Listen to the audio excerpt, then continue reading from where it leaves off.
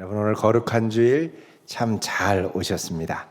오늘 본문 말씀을 중심으로 해서 환난 중에 이루는 소망. 오늘부터 VIP를 여러분 마음 먹고 초대하실 텐데 몇 주간에 걸쳐서 우리 시리즈로 진행하도록 하겠습니다. 환난 중에 이루는 소망이라는 제목으로 함께 하나님 말씀을 나누도록 하겠습니다. 오늘은 2019년의 마지막 주일입니다. 지난 한 해 여러분 정말 정신없이 달려오셨습니다. 우리 좌우에 이렇게 인사할까요? 한 해 동안 참 수고 많으셨습니다. 정말 열심히들 달려오셨습니다. 우리가 달려가는 길이 모든 일에 순탄하고 평안하면 참 좋겠습니다. 그런데 가다 보면 우리 인생을 덜컹거리게 하고 때로는 걸려 넘어지게 하는 걸림돌을 만나게 되지요. 이 걸림돌에 부딪혀 생채기가 나기도 하고 때로는 넘어져서 심하게 부상을 입기도 합니다. 최근에 서던 캘리포니아 대학의 심리학 교수인 웬디 우드라는 분이 헤빗이라는 책을 냈습니다. 헤빗 그러면 이제 습관이죠. 쉽게 말하면 순탄하고 성공적인 인생을 살아가려면 단지 열심히 노력만 해가지고는 안 되고 just do it 그렇다고 해서 그냥 뭘 아무거나 닥치는 대로 하는 게 중요한 게 아니라 일을 하는 습관, 좋은 습관, 성공적인 결과를 낼 수 있는 습관을 몸에 배워서 자연스럽게 좋은 결과가 이어지도록 해야 된다 이렇게 얘기를 했습니다. 그러려면 습관, 좋은 습관을 만들려면 아주 중요한 점이 있는데 습관을 형성하는데 방해가 되는, 좋은 습관을 형성하는데 방해가 되는 걸림돌을 제거해야 된다라고 합니다. 그래서 좋은 습관의 성패는 걸림돌을 얼마나 효과적으로, 효율적으로 제거하느냐에 달렸다 이렇게 얘기를 하죠. 사실 이 걸림돌이 나의 통제 안에 있는 걸림돌이라면 큰 문제가 되지 않습니다. 잘 분석해서 걸림돌을 제거하고 잘 달려갈 수 있는 환경과 습관을 만들어주면 됩니다. 하지만 우리 인생에 우리가 달려가다가 넘어지는 많은 걸림돌들은 대부분 우리의 통제를 벗어나는 경우가 많이 있습니다. 갑자기 찾아온 질병, 갑자기 찾아온 사고, 또 나는 그런 의도가 아니라 선한 의도로 사람들에게 잘해줬지만 직장에서 내 주변 관계에서 나를 오해하고 시기하고 부러워해서 나를 어렵게 하고 힘들게 하는 관계의 어려움들이 있습니다. 때로는 아예 단절이 되는 경우도 있습니다. 또 나의 통제를 벗어난 대표적인 문제 중 하나가 자녀의 문제죠. 내 뜻대로 자녀들이 잘 말을 들어주고 따라주면 얼마나 좋겠습니까만 자녀들이 이제 어느 정도 크고 나면 내 통제를 벗어나게 됩니다. 자, 이렇게 우리의 삶의 통제를 벗어난 것들이 우리를 짓누를 때, 특별히 이렇게 짓누르는 것들이 더 이상 견디기 어려울 정도로 무겁고 버겁고 힘들 때 우리는 이것들을 고난이라고도 하고 환난이라고도 합니다. 우리 인생에 예기치 못한 고난이 갑자기 들이닥칠 때 사람들은 몇 가지로 반응을 합니다. 첫 번째 반응, 가장 대표적인 반응입니다. 아니 왜 이런 일이 하필이면 나에게 일어나느냐 이런 반응이죠. 도대체 내가 무슨 잘못을 했길래 이런 일이 일어나느냐. 조금 더 가면 전생에 내가 무슨 잘못을 저질렀길래 이러냐. 또 더 크게는 무슨 나쁜 재액이 나를 덮치냐, 무슨 나쁜 귀신이 나를 덮치냐, 조상신이 나를 괴롭게 하냐, 이런 반응들이 많이 있습니다. 이런 반응을 뭐라 그러냐면 유신론적 반응이라고 합니다. 이런 반응은 초월적인 존재가 없는 것을 전제로 하는 반응이 아니라 그런 존재들이 있는 것을 전제로 하는 반응이라는 거죠.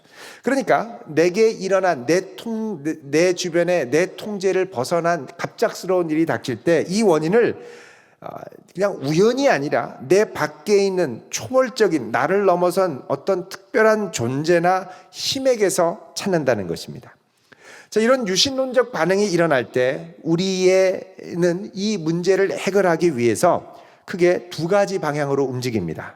첫 번째 방향은 뭐냐? 문제의 해결을 위해서 초월적인 존재와 적극적으로 다가가서 문제를 해결하려고 노력하는 겁니다. 그래서 어떤 분은 제사를 드리기도 하고 또 어떤 분은 사악한 기운이 집에 절대 못 들어오게 한다고 부적을 많이 사서 붙이기도 합니다. 또 어떤 분은 그 어려움 가운데 하나님이 나를 부르시는구나 이런 마음의 부르심을 느끼고 회개하고 하나님께 돌아가기도 하죠. 믿음으로 돌아가는 겁니다. 이게 이제 어쨌든 하나님을 향하여 돌아가는 것, 아주 긍정적인 반응입니다. 그런데 두 번째로 이렇게 예기치 못한 어려움과 고난이 올 때 많은 사람들은 하나님께 분노해서 돌아서는 경우가 있습니다. 아니, 하나님이 계시다면 어떻게 나한테 이렇게 하실 수 있어? 내가 여태까지 이렇게 열심히 했는데 하나님은 왜 나한테 이렇게밖에 안 하시는 거야? 내가 뭘 잘못했다고, 왜 하필이면 나보다 열심히 하지 않고 못하는 사람들이 많은 것 같은데 왜 나만 이런 어려움을 겪는 거야? 이렇게 이제 화가 나는 거죠. 영적으로 서운한 마음이 들고 믿음에 냉담해지고, 그러면서 이런 하나님이라면 나는 차라리 안 믿을 거야. 이렇게 해서 하나님께 화가 나서 삐져 있는 상태로 빠지게 됩니다. 저는 영국의 저명한 기독교 사상가이자 저술가인, 또 영국의 대표적인 대학인 케임브리지 대학의 영문과 교수였던 이 C.S. 루이스, 이분이 많은 기독교의 명절을 나중에 냈습니다만, 이분이 기독교로 회심하기 전에, 믿음으로 돌아오기 전에 오랜 세월을 무신론자로 지냈던 적이 있습니다. 이 C.S. 루이스가 신앙을 거부한 이유, 하나님을 거부한 이유는 그가 젊을 때 경험했던 이 세상에 만연한 악에 대한 충격 때문이었습니다. 만약에 하나님이 이 세상을 창조했다면 이 세상이 이토록 잔인하고 잔혹하고 악이 만연한 이유가 무엇이냐? 이런 악한 일들이 일어나게 하는 하나님이라면 나는 이런 하나님을 도저히 받아들일 수 없어 라고 생각을 한 것입니다. 그래서 젊을 때부터 하나님을 멀리하고 신을 부정해 왔었습니다. 이런 사고방식은 사실 이 C.S. 루이스만 했던 사고방식이 아니라 아주 역사와 전통이 오랜 사고방식입니다. 바로 그리스의 대표적인 철학 학파 중에 하나인 에피쿠로스 학파의 생각입니다. 에피쿠로스의 논리는 다음과 같습니다. 자, 하나님은 선하다고 하지만 세상에 악은 만연하다. 그렇다면 하나님은 선하기는 하다 하더라도 전능하신 하나님이 아니다. 또 이렇게 얘기합니다. 만약 하나님이 악을 없앨 수 있지만 이 세상에 여전히 악이 있는 것은 하나님이 악을 없애지 않았다는 얘기 아니냐? 그렇다면 그런 하나님은 악한 하나님이다. 또 이렇게도 얘기합니다. 만약 하나님이 악을 없앨 능력도 있고 또 없앨 의사도 있다면 어떻게 이 세상에 악이 그대로 존재할 수 있느냐?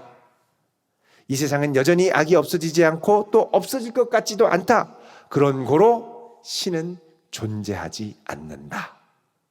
따라서 너는 내가 추구하고 싶은 쾌락과 즐거움을 쫓아 마음껏 살아라. 이렇게 얘기를 합니다. 사실 많은 무신론자, 많은 불신자들의 마음에 이런 생각들이 있습니다. 자, C.S. 루이스도 이런 생각을 갖고 있었죠. 근데 C.S. 루이스가 어느 날 자신의 이런 생각에 대해서 아주 깊이 고민한 적이 있었습니다. 근데 그 고민 끝에 놀라운 사실을 발견했습니다. 그것은 자신이 이런 고민조차 사실은 하나님이란 존재를 전제하지 않고는 도저히 가능하지 않은 사고라는 것을 깨달은 것입니다. 그것은 자신이 분노했던 이 세상에 악이라고 판단할 수 있는 기준이 절대자 하나님을 전제하지 않고는 상대적인 악으로밖에 될 수 없다는 것을 발견한 것입니다. 그러니까 어떻게 이 세상에 이런 악이 있어 라고 말하려면 이 악이 나도 인정하고 다른 사람들도 인정하는 객관적인 절대적 기준의 악이 되어야 하는데, 그러려면 절대적인 악과 선을 구분하는 심판자 되시는 하나님이 계셔야 한다는 것입니다. 영국의 저명한 전기 작가이자 비평가인 이 A.N. 윌슨이라는 분이 있습니다. 이분이 젊었을 때 이 C.S. 루이스와 같은 이유로 실망해서 신앙을 버렸던 적이 있습니다. 그랬던 것을 이제 몇십 년 만에 이분이 신앙으로 다시 돌아오면서 내가 다시 믿는 이유라는 글을 써서 발표한 적이 있습니다. 자, 이분이 어떻게 불신자고 냉담한 무신론자였다가 믿음으로 돌아올 수 있었느냐? 이분이 히틀러와 나치에 대한 책을 집필하고 있었습니다. 자, 이 나치 히틀러 아주 끔찍하고도 담대하게 악을 서슴지 않고 저질렀죠. 도대체 왜 이렇게 저질렀느냐? 그것은 히틀러와 나치가 바로 자신이 하는 행동이 온 인류의 번영을 위한 절대적인 선의 행동이라고 확신했기 때문이라는 것을 발견하게 됐습니다. 그 나치에게는 윤리라는 건 뭐냐? 철저히 인간 사고의 산물이기 때문에 절대적 선악은 없고 그것을 규정하는 자신들이 절대적 선이다 이렇게 생각을 한 거죠. 그러니까 자신이 온 인류의 번영과 온 인류를 구원하기 위한 메시아와 같은 존재로 등장했고, 그런 우리들이 볼 때 유대인 600만은 이 세상에서 사라져야 마땅하다. 그래서 유대인 600만의 목숨을 파리 목숨처럼 잔인하게 앗아가 버렸죠. 절대적인 선악이 없다면 히틀러의 기준으로 볼 때 히틀러는 아주 좋은 사람이 됩니다. 온 인류를 구원하기 위해 어쩔 수 없이 그런 일을 행했을 뿐이죠. 그러니까 히틀러의 기준에서, 나치의 기준에서 그는 철저히 대의를 위해 싸우는 의인이고 메시아라는 얘기입니다.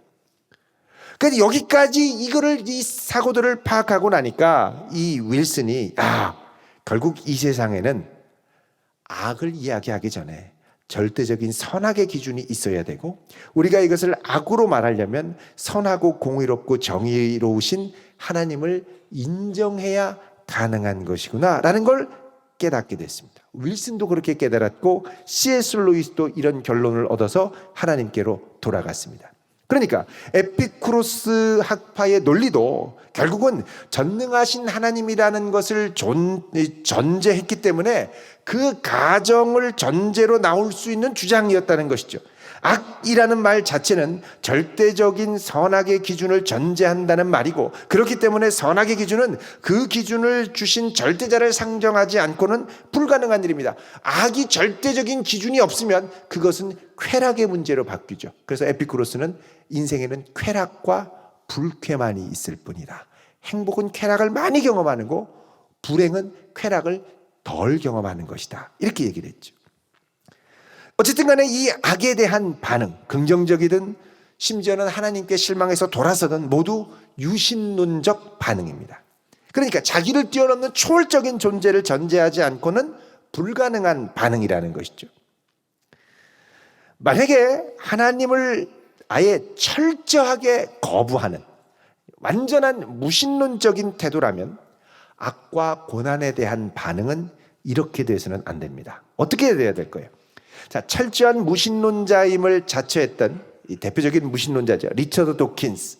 이분이 예전에 에덴의 강이라는 책을 썼습니다. 여기서 악과 고난에 대한 자기의 입장을 이야기하는데, 자, 우리가 이 세상을 살아가면서 온 우주와 자연계에서 겪는 고난은 그 자체로 선한 것도 아니고 나쁜 것도 아니다라고 말합니다. 그럼 이 고통은 뭐냐? 우리가 진화의 과정 가운데 일어나는 일들이고, 이 진화의 과정 가운데 벌어지는 일들은 우연히 이루어지는 것들이기 때문에 왜라는 질문이 필요하지 않다는 것입니다. 무정하고 무분별하게 진화의 과정이 진행이 되면서 이런 가운데 우리는 우연히 불운하게 고난을 겪지만, 자연 자체는 진화를 하면서 우리의 고통에 대해 신경을 쓰지도 않고 알지도 못하고 냉혹하리만큼 무심할 따름이다 라고 적고 있습니다. 그러니까 이런 고난 앞에 우리는 왜 하필이면 나에게 라는 질문이 들어설 여지 자체를 가질 수 없다는 거죠. 여긴 이유가 없습니다. 그냥 일어난 겁니다. 고난에 아무 의미가 없습니다. 역경과 마주해서 우리가 목적과 의미를 찾으려고 몸부림치는 거, 이거 유치한 짓이다 이렇게 비판을 합니다. 여러분, 그러나 이런 무정한 반응이 당연하다고 생각하고 자신에게 닥친 고난을 아무것도 아닌 것처럼 지나칠 사람은 아무도 없습니다. 놀랍게도 모든 사람은 자기 앞에 닥친 고난을 마주하면 이 고난을 이해하기 위해서 몸부림치고 고난의 의미를 찾으려고 몸부림친다는 사실입니다. 만약에 고난 그거 아무것도 아니야, 세상이 진화하다 보니까 계속 진화하다 보니까 우연히 너에게 닥친 일일 뿐이지, 이렇게 말할 사람이 없습니다. 필연적으로 왜 이런 일이 일어날까, 이거를 고민하죠. 여러분, 진화론에 따르면 우리에게 닥친 고난은 그저 우리가 진화에 최적화된 존재, 최적화된 존재만이 진화해서 살아남죠. 그래서 이것을 적자생존이라고 하지 않습니까? 설교를 잘 적어야 산다. 적자생존 이게 아니고 이 진화의 과정에 내가 최적화되지 않은 사람은 도태되고 최적화된 존재는 살아남는다. 그래서 적자, 최적의 존재만이 살아남는다. 적자생존이 되는 겁니다. 근데 여러분 이 적자생존 그러면 다른 말로 하면 내가 겪는 고난은 내가 진화에 최적화된 존재가 아니고 결국 그런 나는 도태돼야 마땅하고 이 땅에서 살아봐야 별 이 세상에 도움이 되지 않고 빨리 진화해서 사라져야 할 존재라고 생각하면 누가 이 고난 앞에 의미를 찾고 살 수 있겠습니까? 의미가 없지요. 여러분 사실 고난 중에 사람이 의미와 소망을 발견하지 못하면 대부분이 시름시름 앓다가 우울증 걸리고 죽습니다. 이런 고난에 대한 진화론적인 태도는 진화의 논리 안에서 나름대로 논리적인 타당성이 있을지 모르지만 이것 자체로는 우리 인생에 힘을 주고 소망을 주고 우리 인생을 살아나게 하는 논리가 전혀 아니라는 것이죠. 자, 우리가 읽은 오늘 본문에는 고난 중에 발견하게 되는 숭고한 가치들이 등장합니다. 그것은 화평, 즐거움, 인내, 연단, 소망, 그리고 사랑입니다. 자, 이런 가치들은 고난을 통과하면서 발견하게 되는 우리 인생을 매우 값지고 아름답게 하는 것들이죠. 여러분 성경이 말하는 사랑은 뭡니까? 그저 쾌락이 있고 즐거움이 있는 게 사랑입니까? 아닙니다. 사랑은 오래 참는 것이 사랑입니다. 정말 사랑을 경험하려면 서로를 오래 참는 기간을 지나가야 사랑을 제대로 할 수 있다는 것이죠. 이 사회에서 우리가 칭송하는 용기, 여러분 용기 있는 사람 얼마나 좋습니까? 용기가 있으려면 어떻게 해야 되죠? 두려움이란 존재와 싸워 이겨야 됩니다. 근데 두려움이 싫어서 피하고 도망하기만 하면 용기라는 아름다운 미덕 자체를 경험할 기회조차 누릴 수 없다는 것이죠. 오늘날 우리 현대 사회가 이 고난과 환난에 대해서 취하는 자세가 이와 같습니다. 고난의 문제를 고난으로 보지 않고 가능한 제거해야 할 문제로 정의를 내리는 것이죠. 심리학이나 심리치료 또는 정신의학을 공부하는 분이라면 필수적으로 보는 책이 있습니다. 미국 정신의학회가 발간한 DSM이라고 하는 책입니다. Diagnostic and Statistical Manual of Mental Disorder. 이름도 깁니다. 이게 우리말로 하면 정신질환 진단 및 통계 편람 이 정도가 되죠. 엄청나게 두꺼운 책입니다. 이 안에는 사람이 살아가면서 겪을 수 있는 모든 정신질환에 대한 증상들이 다 규정되어 있죠. 그래서 좀 증상이 이상하다 하면 이걸 딱 펴서 이 사람의 증상이 뭔가를 딱 보고 규정을 합니다. 이게 최근 들어 5판까지 개정돼서 나왔습니다. 이 DSM-3가 1980년에 이제 출간이 됐는데 이거를 출간할 때 중심적인 역할을 했던 로버트 스피처 박사가 있습니다. 의학 박사죠. 정신의학과 쪽에. 이분이 전에 BBC와 인터뷰를 하면서 이런 얘기를 했습니다. DSM의 관심은 온통 정신질환의 증상들에만 집중되어 있다는 것입니다. 환자의 삶이라든지 그 환자의 삶에서 고통의 원인을 이해하는 데는 아무 관심이 없습니다. 고난 가운데 불안해하고 힘들어하면 이것을 인간이 고난을 직면하는 자연스러운 반응으로 보기보다는 치료가 필요한 기능장애에 시달리고 있다고 판단합니다. 라고 이야기를 했습니다. 자, 예를 들면 여러분, 우리가 고난 앞에 밤잠이 안 옵니다. 너무 힘들고 이걸 갖고 씨름하고 어떻게 해야 되나? 이게 나에게 무슨 의미가 있나? 내 인생이 이래도 되는가? 많은 고민을 하는데 DSM을 딱 펼치면 잠이 안 온다. 그러면 이거를 수면장애로 정의합니다. 그리고 수면제 주고 빨리 자래요. 고민할 시간도 없이 빨리 자래요. 너무 삶의 무게가 힘들어서 쌀 한 톨 목구멍으로 넘어가는 것도 힘듭니다. 밥 삼키기도 어려워요. 근데 DSM을 딱 피면 이걸 뭐라 그러냐? 섭식장애 이렇게 얘기합니다. 그럼 아까는 이제 수면제면 이제는 이제 그 식욕 그걸 돋구는 약을 줘가지고 빨리 먹고 식욕이 돋궈져가지고 밥을 먹어라 이렇게 얘기를 하죠.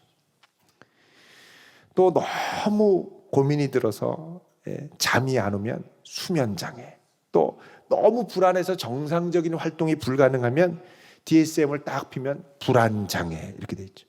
그러니까 뭐든지 장애인 거예요. 장애. 그러니까 고난은 장애고 걸림돌이고 걸림돌은 빨리 치워야 할 것밖에 되지 않는 것입니다.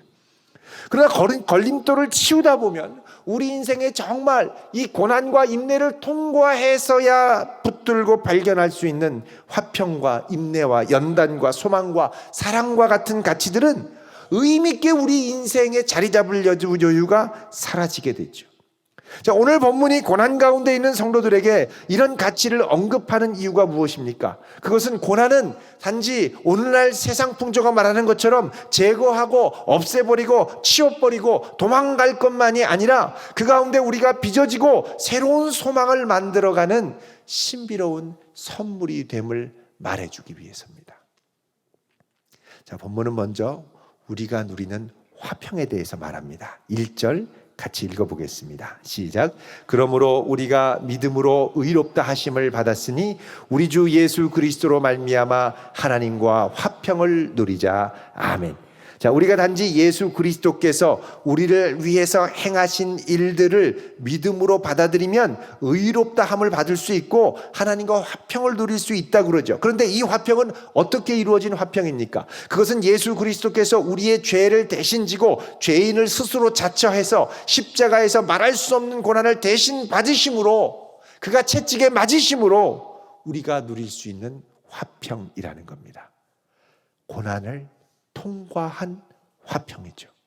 이 화평을 얻은 우리는 새로운 성도의 실존으로 들어가게 됐는데, 자, 2절 말씀 같이 읽어봅니다. 시작. 또한 그로 말미암아 우리가 믿음으로 서 있는 이 은혜에 들어감을 얻었으며 하나님의 영광을 바라고 즐거워하느니라. 아멘. 자, 믿음으로 서 있는 이 은혜에 들어감을 얻었다. 자, 이 은혜의 실존, 믿음으로 들어간 은혜의 실존은 이 땅에서 예수 그리스도를 구주로 믿고 구세주로 영접하고 살아가는 구원 얻은 상태입니다. 그러나 이 세상은 공중 권세 잡은 자들이 득세하면서 성도들을 세상 풍조 속으로 휩쓸리게 해서 하나님의 뜻대로 살지 못하도록 몰아갔죠. 그러면서 이 땅에서는 하나님의 은혜 가운데 거하려는 이 성도의 발버둥과 세상 풍조가 서로 충돌을 하면서 고난이 발생합니다. 성도가 고난을 안 겪으려면 세상 풍조에 편승해서 그냥 살면 됩니다. 근데 하나님의 뜻에 따라 살고 하나님의 법에 따라 살고 하나님을 기쁘시게 하기 위해서 몸부림치다 보면 필연적으로 고난이 발생한다는 겁니다. 그래서 이런 고난은 성도에게 제거해야 할 고난이 아니라 그 가운데로 뚫고 지나가야 할 고난이라고 오늘 본문은 말씀하죠. 자, 3절 4절 읽습니다. 시작. 다만 이뿐 아니라 우리가 환난 중에도 즐거워하나니 이는 환난은 인내를, 인내는 연단을, 연단은 소망을 이루는 줄 알미로다. 아멘. 자, 여기 보면 환난 중에 즐거워한다 그럽니다. 여기 즐거워한다라는 건 바로 앞에 부분에 보면 하나님의 영광을 바라고 즐거워한다라는 의미를 반영합니다. 이 즐거워한다라는 말, 헬라어로 카우마이입니다. 이건 단순한 기쁨을 넘어서 확신에 차 있고 자신감에 차 있어서 많은 사람 앞에 아주 과시하듯 보여주거나 자신 있게 선포한다, 이런 뜻입니다. 그러니까 환난 가운데 있으면서도 분명한 확신, 하나님의 영광을 바라고 영광에 대한 소망을 갖고 기쁨으로 선언한다는 겁니다. 그럼 성도가 이 환난 가운데 무엇을 확신합니까? 그것은 환난은 인내를, 인내는 연단을, 그리고 연단은 소망을 이루리라는 것을 확신한다는 것입니다. 자, 여기서 환난은 인내를 낳는다고 그랬죠. 자, 인내가 뭡니까? 휘포모네, 심한 외적인 압박과 스트레스 가운데서도 포기하지 않고 단호히 견디면서 밀고 나가는 강인함, 이게 인내입니다. 이 인내를 메시지 성경에서는 열정 어린 인내라고 그러죠. 어떻게 열정이 생길 수 있습니까? 앞으로 바라볼 소망이 있기 때문에 열정을 갖고 단호하게 밀고 나갑니다. 왜 포기하지 않습니까? 우리는 반드시 하나님의 영광으로 들어갈 확신을 갖고 있기 때문입니다. 자, 이렇게 소망 중에 인내하는 거죠. 인내는 소망이 있어야 인내합니다. 소망을 전제로 해야 인내할 수 있는 거예요. 그리고 이 소망을 전제로 한 인내가 있을 때 우리 안에는 뭐가 이루어지냐? 연단이 이루어집니다. 많은 분들이 연단 받는다고 그러죠. 이 연단, 헬라어로 노키메라고 하는데 철을 가공할 때 사용하는 말입니다. 자, 대정장이가 철을 풀무불에 뜨겁게 달궈가지고 꺼내면 망치로 막 두드리죠. 한참 두드리다가 다시 찬물에 집어넣으면 다시 또 거기서 칙 하고서는 이제 수증기가 올라오고, 또 냉각시킨 다음에 빼서 뜨거운 풀무불에 넣어서 빨갛게 달궈서 또 때리고, 자, 이렇게 하면서 계속 이런 과정을 반복하다 보면 이 철 내부의 구성 조직이 아주 촘촘해지면서 단단한 무쇠가 됩니다. 마찬가지로 우리의 성품도 고난을 통과하며 소망 중에 인내하며 나가다 보면 무쇠 같은 연단된 성품이 된다는 거죠. 웬만한 일에 휩쓸리지 않고 평강을 빼앗기지 않고 단단하게 형성된 성품이 된다는 겁니다. 이게 바로 연단이라고 하고, 영어 성경에는 이것을 캐릭터라고 합니다. 캐릭터, 성품이라고 그러죠. 전에 성공하는 사람들의 7가지 습관이라는 책이 아주 많은 분들에게 읽힌 적이 있습니다. 또 프로그램도 있었고요. 이 책을 쓴 분이 스티븐 코비 박사인데, 이 성공하는 사람의 7가지 습관이 많은 사람들의 사랑을 받은 이유를 이 책에서 이 코비 박사가 분석합니다. 그것은, 이 책은 그동안 나온 책과는 달리 성격 윤리가 아닌 성품 윤리에 집중했기 때문이라고 말합니다. 성격 윤리와 성품 윤리. 자, 성격이라는 건 뭐냐? personality, 페르소나에서 왔습니다. 헬라어. 페르소나는 뭐냐? 가면입니다. 가면. 그러니까는 처세죠. 다른 사람한테 매너 좋게 보이는 매너, 화술, 설득력, 코디, 이런 것들. 그래서 저 사람 참 첫인상이 좋아. 이미지 메이킹. 좋은 인상을 주는. 그래서 여러분, 첫인상에 우리가 속으면 안 됩니다. 이 퍼스널리티에 겉으로 보여주는 거. 그런데 시간이 갈수록 단단하게 자리 잡고 변하지 않는 모습이 있는데, 그게 바로 성격, 성품입니다. 성품, 캐릭터. 캐릭이라는 말은 정글, 쇠줄로 이렇게 긁는 것. 그 쇠줄을 캐릭이라고 그러죠. 그래서 아주 단단하게 형성된, 그래서 이 성품은 잠언에 나오는 것처럼 철이 철을 날카롭게 하는 것처럼 많은 역경과 인내를 통해서 영롱한 보석처럼 다듬어지는 내면의 상태가 바로 성품입니다. 성품, 캐릭터. 이런 단단한 성품에서 나오는 소망은 가능성 없는 헛된 바람이 아니라 신실하신 하나님이 끝까지 이루실 것을 신뢰하며 그 신실함을 맛보는, 우리를 부끄럽게 하지 않을 소망이 된다는 것이죠. 자, 5절 같이 읽습니다. 시작. 소망이 우리를 부끄럽게 하지 아니함은 우리에게 주신 성령으로 말미암아 하나님의 사랑이 우리 마음에 부은 바 됨이니. 아멘. 자, 하나님이 성령을 부어주셨습니다. 자, 부어주셨다라는 건 뭐냐? 커다란 양동이로 물을 쏟아붓듯이 아낌없이 부어주셨다는 것이죠. 성령을 부어주시고, 그걸 통해서 그분의 사랑을 부어주시고, 자, 이 성령은 하나님의 영입니다. 장차 우리가 맛볼 구원의 보증이 되시죠. 이렇게 성령을 부어주셔서 어떻게 하시느냐? 우리가 홀로 견디는 것이 아니라 함께 견디게 하시고, 또 이런 과정을 통해서 우리의 성품을 빚으시고, 우리의 성품에 기초한 소망이 견고하게 하시고, 그 소망을 이루어 가시도록 붙들어 주신다는 겁니다. 여러분, 그래서 성도에게 고난은 절대 피할 불운이 아닙니다. 하나님의 존재를 부인할 핑곗거리도 아닙니다. 하나님께 실망했다고 분노할 핑곗거리도 아닙니다. 성도에게 고난은 우리를 정금과 같이 빚으시고 결국 소망을 이루실 하나님의 손길을 하나하나 경험하는 시간임을 믿으시기 바랍니다. 이 시간이 힘들어도 이거 지나면 반드시 정금과 같이 나올 것입니다. 여러분 욥기 23장 10절을 잠깐 보겠습니다. 우리 같이 읽겠습니다. 시작. 그러나 내가 가는 길을 그가 아시나니 그가 나를 단련하신 후에는 내가 순금같이 되어 나오리라. 아멘. 자, 여기 보면 그러나 내가 가는 길을 누가 아십니까? 그가. 자, 그가 아신다는 건 뭐냐? 지금 나는 내가 가는 길을 제대로 볼 수 없다는 겁니다. 잘 안 보입니다. 그 앞에도 나오죠. 8절에 그런데 내가 앞으로 가도 그가 아니 계시고 뒤로 가도 보이지 않고 왼쪽에서 일하시나 만날 수 없고 오른쪽으로 돌이키시나 배울 수가 없구나. 여러분 고난 한가운데로 지나갈 때는 길이 잘 보이지 않습니다. 어디로 가야 될지도 모릅니다. 단 하나 확실한 것이 있습니다. 내가 소망 중에 이 단련, 이 연단을 지나간 후에는 순금같이 되어 나오리라. 순금이라는 건 불순물이 사라진 순도 100%의 정금을 말하죠. 순도 100%라는 것은 뭡니까? 이 연단을 통하여 내가 세상에 두었던 헛된 소망들, 세상을 향해 가졌던 헛된 기대들, 사람으로 향한 인한 상처들, 이것들을 다 제거되고 그 다음에 어떻게 해요? 오직 주님만을 바라며 사람들에 의해 좌지우지되지 않고 또 환경에 의해 좌지우지되지 않고 세상이 할 수 없는 평안을 붙들고 주님을 바라며 인내하며 소망 가운데 계속해서 나아가 하나님의 영광과 기쁨이 되리라.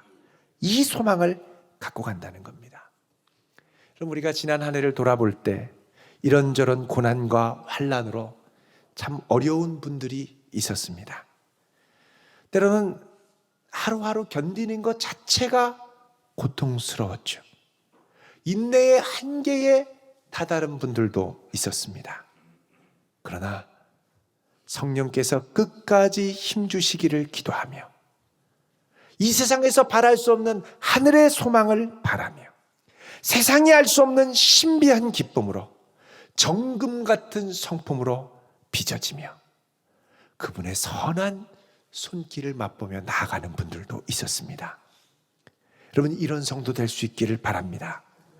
고난 중에 이루실 하나님의 뜻과 목적이 반드시 있습니다.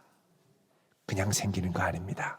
이거 지나고 나면 정금과 같이 나올 하나님의 계획을 발견하고 하나님께 영광 돌리는 복된 성도 될 수 있기를 바랍니다.